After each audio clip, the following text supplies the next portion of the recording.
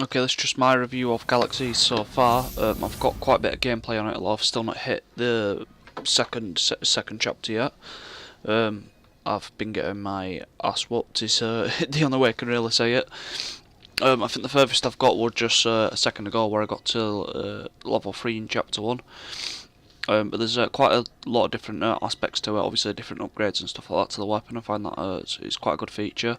I've also noticed if you look at the top right of the ship there on its corner, it's got a skull on it, and that looks like the exact same skulls that used to be in Skulls of the Shogun. Obviously 17-bit produced that as well, and well, it's because them noticing me playing that I've actually got this. I quite enjoy the fact that it's got a little skull on the ship. It's a little reminder of Skulls of the Shogun, which I used to play. This is definitely a lot harder than that. There's no difficulty setting or anything like that either on it. There's a lot of weapons you can change about. You can give it, obviously, your weapons different ability. Like this one's got the I can't remember what upgrades it's got. It's now it's like assault with I can't remember the name of the upgrade, but it basically sets enemies on fire, which is why the bullets look like that as opposed to just sort of like a normal bullet. You will see some other bullets shortly, because I've merged two videos together here to like sort of try provide a full review. The game content, although the asteroids are normal, you seem to be playing in the asteroids. I've not played not in an asteroid yet, like sort of flying around the asteroids. Like they always seem to be in a channel, in a tunnel of asteroids, as opposed to anything else. The trophies, as far as I can see, you're gonna need to put your gameplay in to get it, because it's like there's two trophies for kill 500 ships. Sorry, there's a trophy for kill 500 ships, and there's another one for kill 500 bugs. You know, you're definitely gonna need to put your game time in to get all the trophies on this. It it definitely took its turn on me. I'll definitely give it that. Again, you know, I've still got a lot more content to play, but I'll probably be doing another review further on in the game, probably when I'm actually complete it, just so I can, you know, add to this one, top it off really. I'm just seeing how far I really get on with this one. Again, you know, I've said I've merged two videos together, but it's just sort of how it is. At first I didn't really like the controls. I must say I've got a lot more used to the flying controls as opposed to combat. I'm still getting a bit used to the combat and flying around ships and stuff like that, so I'm still adjusting to combat as such. I may have actually lost my ability, which I got earlier today, where you press L1 and you can actually like zoom around the opponent, but you know, that might be another thing that's coming around later. But again, you know, something else we'll be finding out shortly.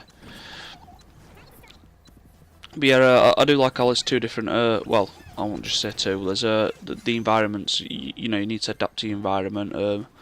You can also try use it to your advantage. You know, like if there's one of them going past and you shoot a plant. You know, some plants, obviously like these ones, slow him down.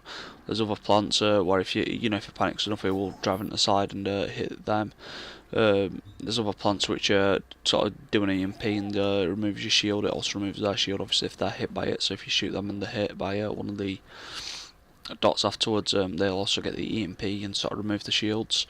There's also another plant which is like a spiky one. If you shoot that, it sends off it spikes in every direction. So you know, it's also very useful to use against them if anyone's near them. So you can try have a look at your environment before you start engaging in combat. It's these bigger ships I've been struggling with most, to be honest. I've been trying to use my rockets and actually save up instead of buying upgrades, because you do get a lot of upgrades flying around the place, like for your lasers and your weapons. I do think the way to now go about it, I got a game over there, by the way. That's pretty sure I did. Or was that one that? Yeah, pretty sure I just exploded. But yeah, just back to the point. There we go. See the little skull again there. I've actually forgot what I was saying. But yeah, just sort of going through with the game itself. Comparing it to one of 17-bit Song games, Skulls of the Shogun, I definitely find this a lot. I won't say it's interesting. Actually, would I don't know.